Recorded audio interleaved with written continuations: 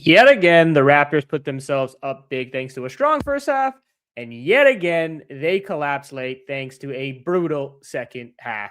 Let's talk about it.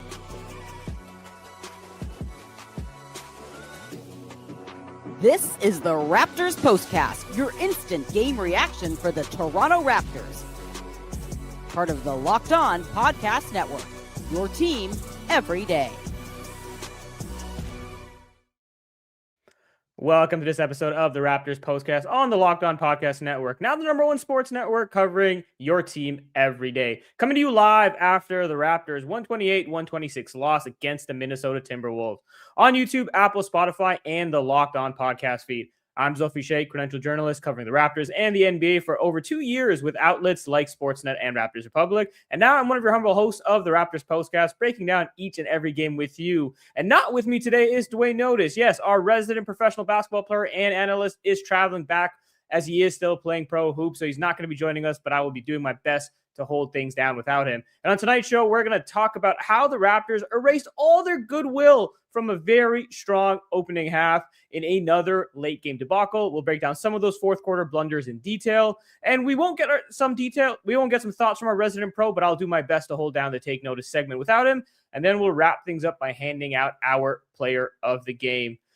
And look, I don't want to start off by giving an excuse or anything, because this was another very disappointing loss. I believe it was their third late game collapse in 4 games, but I will acknowledge the weird circumstances coming into this game. Obviously, the last couple of days heading into the trade deadline on Thursday was very active. There's a lot of moves going on. And today, the Raptors traded away Ochai Agbaji, obviously, reportedly, allegedly, whatever words you want to use, because it's not official yet and the team can't talk about it. But that's the thing for teams. They can be overthinking it. They can be feeling awkward coming into this situation. And we've seen wonky basketball before. But for all intents and purposes, the Raptors didn't seem to show that in the beginning of this game, because they looked really good for this first half. In fact, they looked maybe the best they had all season against a very good Wolves team that's led by Anthony Edwards, that has a ton of size that, in theory, should have caused problems for Toronto. And what did the Raptors do? They were leading by double digits by the end of the first half. They were plus 12 in the paint, 7 on second chance points. They held Rudy Gobert, who you thought would have been a problem against this Raptors team, to 7 points in the first half. And none of that seemed to matter in the second half, and I'll get to that in a second. But the big thing was for them, and why the Raptors found success, is because they were playing fast. The pace was relentless. It was breakneck. And this would have been a very statement performance that felt like it was exactly what the Raptors are capable of doing when they're playing at their strengths, even against a really good Wolves team, is when they had so much activity going on. There was, I believe, 5 players in the first half for the Raptors had 10 plus points. They were, again, getting out on the break, make or miss. A guy like Scotty Barnes was looking like a maestro out there with the way he was pointing guys in directions, moving things in transitions. He had 6 assists in the first half. He was manipulating things defensively, and the Raptors were getting to the paint. If you take in the fact that the Raptors finished tied in paint points 52-52 with the Timberwolves, even though they were at one point in the first half plus 16 and then finished the first half plus 12, that is indicative of how things just got away from them late and how disappointing it was. And I just think they weren't able to weather the storm, and we'll talk about it a bit more detailed in our turning point in a second. But again, like, the Minnesota Timberwolves made a very simple adjustment that teams have started to make against the Raptors. Like, you have to find a way to cut off their breaks. Don't allow them to play fast. You need to keep them from getting out in the paint, from running and getting out at pace. And once the Timberwolves were able to slow this game down, the Raptors truthfully had no answer. The most they could do in the third quarter when they tried to weather that storm is what they've done always. Brandon Ingram, do your thing, get into your bag work. And Ingram was great in the third quarter. He had 13 points. The Raptors were able to maintain a bit of a lead going into the fourth, even though the Timberwolves cut what was once an 18-point lead down to 8 points at one point in that third quarter when they started making some of their threes. But it wasn't sustainable because you have a guy like Jaden McDaniels guarding Brandon Ingram, and he's one of the better perimeter defenders in the league.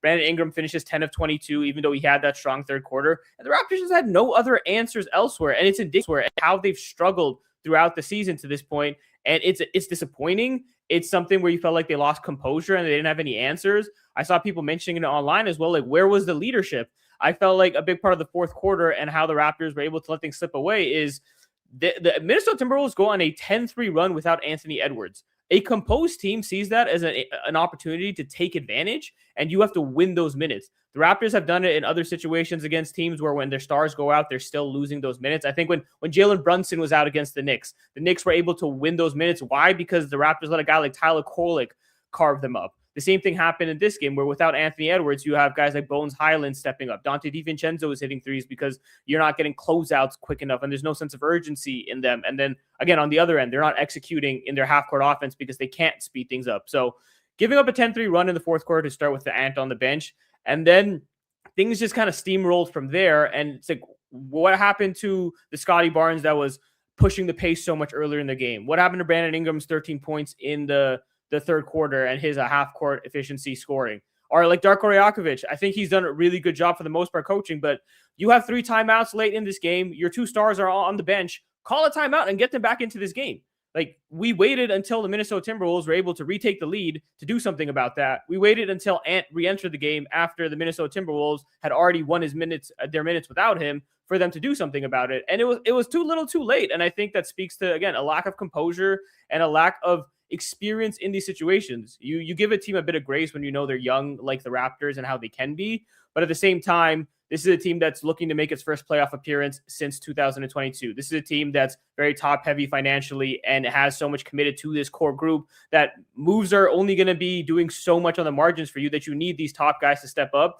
And we've now been stacking these moments where they haven't been able to execute late. And the recipe for disaster has been very similar. Again, the teams get more physical with the Raptors. They slow things down.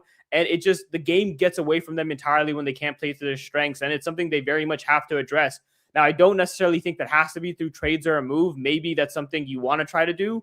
But until then, this group has to figure it out together, take the All-Star break, make some adjustments, what have you. But like, you look at this Raptors team and the fact that they started 11-2 in fast break points in the first quarter, and they actually end up losing the fast break battle 20-17. That speaks to just how much they gave up in that department in the second half. And that's something they just very much have to address moving forward.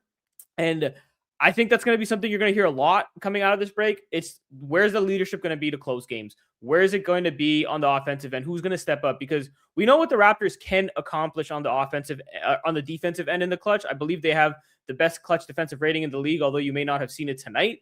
But offensively, there is major question marks. The Raptors are the worst 3-point shooting team in the fourth quarter in the league. Not that they're great for the other 3 quarters, but if you're not getting outside shooting to bail you out, you're not getting half-court efficiency in the fourth quarter, like, what are you getting offensively? Tonight, in this game, they were able to scrounge and get a couple of baskets late, and they end up scoring 22 points in the fourth quarter. They had 9 fourth quarter points 7 minutes into the final frame. That's just not going to get it done against a really good Minnesota Timberwolves team. I think it was against either the Magic or the Knicks where they had 16 points in the fourth quarter. You're having like game after game now where this is being a continual thing where these concerns are becoming larger and larger. And I understand that maybe this is a bit of an overreaction or I sound a bit exasperated, but I think the truth is like this should have been an incredible statement win for your team. This Timberwolves team also just gave away one of their veterans and their floor generals in Mike Conley, and they're coming into this under weird circumstances as well. Timberwolves are a team that went to back-to-back Western Conference Finals. They're an impressive Western Conference team, and this is an opportunity for the Raptors to continue this hilariously long streak where the Timberwolves haven't won in Toronto since 2004. You have all this stuff going on your side if the Raptors. You play this kick-ass first half, and then all of a sudden the same thing that beats you in all these other games shows up again, and they have no answer for it. Like, it's kind of like the same problem you saw against the zone defense. At a certain point, you start asking, like, are they preparing for it? Like, you assume they are. You're assuming they're trying to game plan for it. But so far, with another example tonight, the Raptors just don't have answers when teams are able to slow them down. That breakneck pace you saw just completely got away from them in the second half. And when it did, the faucet just ran dry. The taps were empty. Use whatever analogy you want, but the Raptors offense just had nothing left to give. And that's something that clearly made a difference for them tonight, and they have to find solutions for moving forward. But enough of the rant. I think it's time we can break into it a bit more specifically. And a part of the game I wanted to get into was the fourth quarter, obviously, since this was a late game collapse for the Raptors. And we're going to break it down by going to our turning point like we normally do. Time to reveal where the game was won or lost. It's the turning point.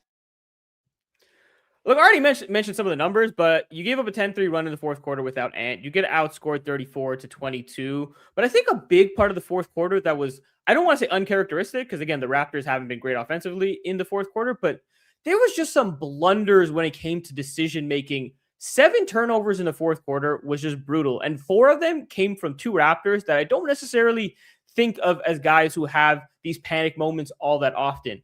Jamal Shed, it was early in the fourth quarter where he crossed half court and just tried to throw a bounce pass through multiple defenders into the paint. That is a high risk, low reward move, in my opinion. That gets picked off. Timberwolves go the other way. They're able to score.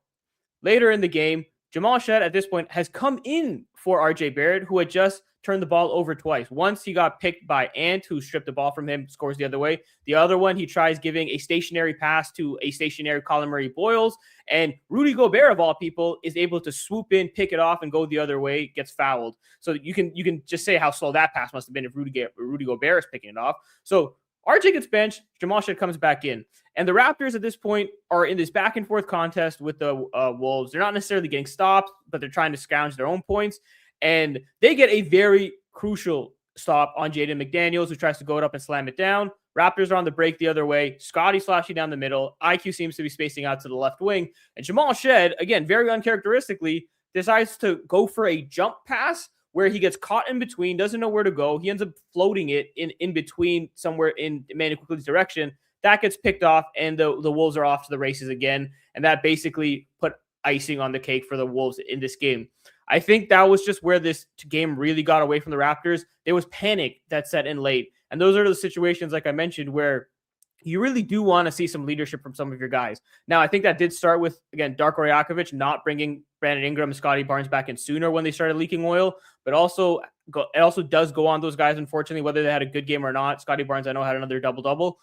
They need to step up in these situations. Now, I'll give Scotty some credit. He did for a moment where I believe when the Wolves retook the lead for the first time in the fourth quarter, Scotty immediately got the ball and said, screw all this, beelined it to the basket, got a dunk. But that was about it. That was the most you got in terms of leadership for them in the fourth quarter. They weren't able to accomplish anything else. And again, like I said, part of that does fall back on coaching. If the players aren't able to figure it out on their own, you have to scheme ways to get them open. You have to scheme ways to make opportunities for them. That last gasp effort the Raptors had with a sideline with bounce play, they try running all these different actions and movement, and the most they could end up with was Emmanuel Quickly getting the ball, working off a screen and putting up a floater like around the right elbow. That's slow. That's not playing to the Raptors' strengths, and it's not a high quality look if you're the Raptors in that situation, in my opinion. And it didn't accomplish much of anything for them, and they end up losing this game by 2 points. So I think that fourth quarter where they give up 7 turnovers, that just was the nail in the coffin for them, and it just spoke to how much they've struggled in these late game situations. And I think, quite honestly, this was the peak of it, because the way some of these guys look panicked and without any, like, I guess, sense of comfort in these moments, it seems to be a compounding effect of losing to the Knicks the same way, losing to the Magic the same way. And now when you feel like you're about to pick up this really, really impressive win against this Timberwolves team, and the same stuff starts happening, and then I feel like guys start getting in their heads a little bit. Dwayne, when he's been on the show, he's talked a lot about confidence and what that can do for guys, especially guys later, further down on the bench. And you seemingly have a decent game from a guy like CMB or Mamu in this game. But then when things start to slip away, it's like, how can you sustain that confidence? And the Raptors just clearly didn't have the wherewithal or composure in this game to sustain it, even when things stopped going their way. And that was disappointing. Quite honestly, I think that's the simplest way to put it. It was disappointing, and it was a complete lack of composure at the end of this game that they're going to have to figure out. But I think that speaks to it, what having a young team is, a team that has, I guess, question marks about their hierarchy. I think it was our first show where Dwayne brought it up late. Like, what's the hierarchy for this team down the stretch? And so far, the hierarchy seems to be either Brandon Ingram save us, or everybody else take tough contested shots, and hopefully some of them start going in. Now, a guy like Emmanuel Quickly was able to do it for most of this game. He was 6 of 8 from 3 entering the fourth quarter. He doesn't even attempt a 3, let alone make one in the fourth quarter. So he's kind of like down the pecking order. Then you look at RJ Barrett. Again, tough game for him. He finishes 4 of 12 from the field with 13 points, a -1. He's down in the pecking order. Well, then, okay, let's look at Brandon Ingram. I already mentioned it. This guy has Jaden McDaniels on him. This is one of the best perimeter defenders in the league. you're going to ask him to do a lot for you. I get it. You brought him in, you paid him, but you also have to be smart about matchups and who's guarding who. So you can't just ask him to do everything the entire time. And then again, Scotty Barnes had his moments, but he wasn't really able to will them to victory in this one either. So it's a major area of concern.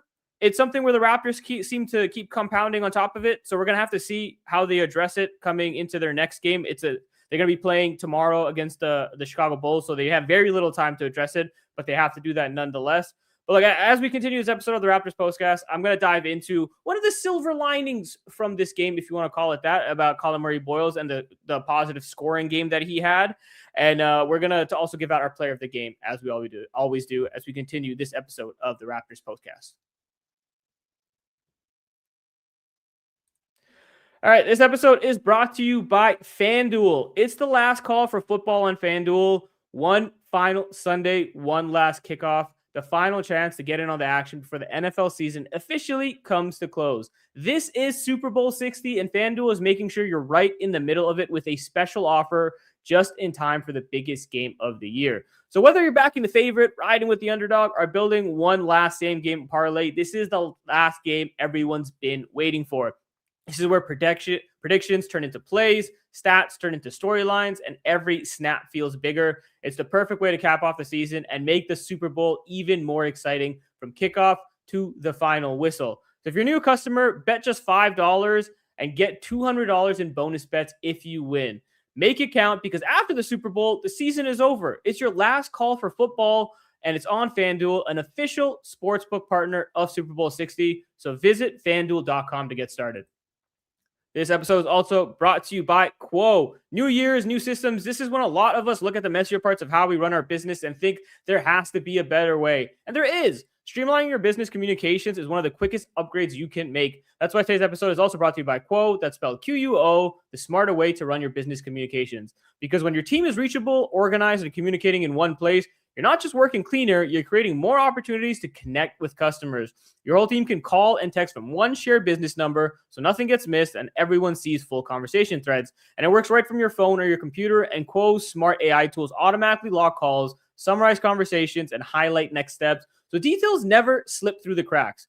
So it's no surprise Quo is the #1 rated business phone system on G2, trusted by more than 90,000 businesses, from solo operators to growing teams. So make this the year where no opportunity and no customers slip away. Try Quo for free, plus get 20% off your first 6 months when you go to quo.com/lockedonnba. That's QUO.com/lockedonnba. Quo, no missed calls, no missed customers. And lastly, this episode is brought to you by Gametime. There's nothing like being in an NBA arena, the crowd, the energy, the moment. Getting tickets, though, that part hasn't always been simple. That's why the Gametime app has become the go-to app for scoring tickets fast without the hassle. Puts the advantage back where it belongs, with the fans. I know Scotiabank Arena, despite the loss, was rocking tonight. My mother-in-law was at the game, and she said she had a blast listening to all the cheers and roaring as the Raptors tried to hold on. Now, browsing the app is straightforward and intuitive. Just pull up the app, pick an upcoming game, and have tickets locked in within minutes. You can see the view from your seat before buying, which makes choosing tickets easy, and you can see the all-in price up front, so there's no surprise fees. The Raptors are part of a 5-game homestand right now. They play the Bulls tomorrow night in Scotiabank Arena. So make sure you check out the Gametime app and see what deals you can find. Everything is quick, intuitive, and stress-free. So take the guesswork out of buying NBA tickets with Gametime. Download the Gametime app, create an account, and use code LOCKEDON for $20 off your first purchase. That's code LOCKEDON for $20 off. So download the Gametime app today. And remember, it's gametime.co, not gametime.com. All right, as we continue this episode of the Raptors Postcast, be sure to check out Sean Woodley with Locked On Raptors in the morning to get more in-depth analysis of this unfortunate 128-126 loss. But I know Dwayne Notice isn't here, but I'm going to do my best to act like our resident pro and give something I observed throughout this game. And a big thing for me was Colin Murray-Boyles, specifically again in the first half, and the scoring game he had. He started this game 5 of 7 or 5 of 8 from the field, and it was his intentionality scoring to the point where he said as much.